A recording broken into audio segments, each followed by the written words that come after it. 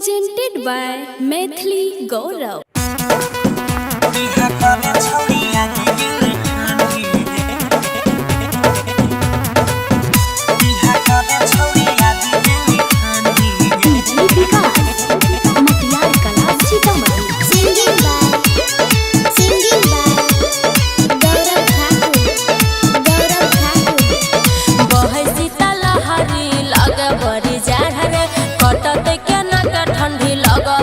आगे हम कथिल जन्मली छौरा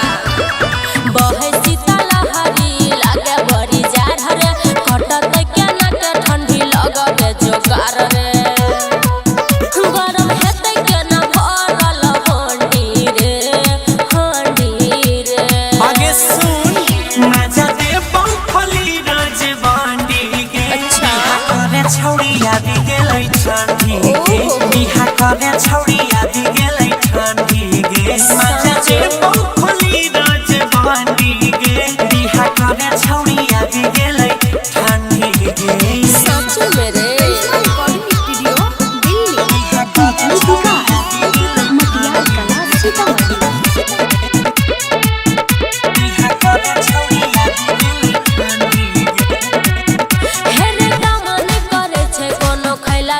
हमरा लंग सटे असर जैतो के बुझाई बुझ गेलही हां रे अकेले सुते में देह पर थर थर रे बैठ जैतो गर्मी जब चढ़ाबौ पार के बाप के न देखाई दियो अपन झंडी रे ए मैडम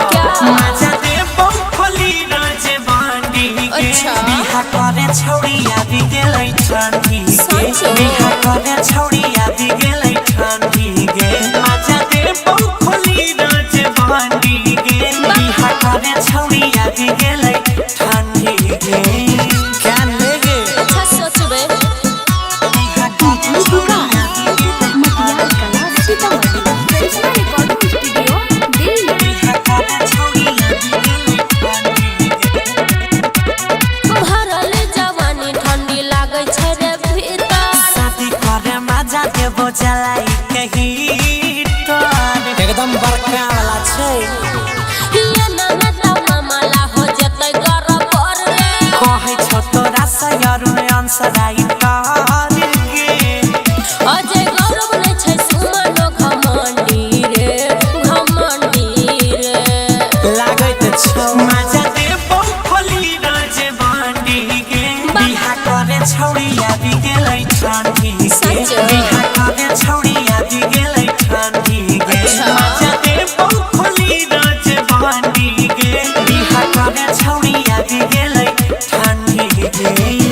अरे कैन लेगे गरमे राखबो बाप लाजो नै लगै छौ रे।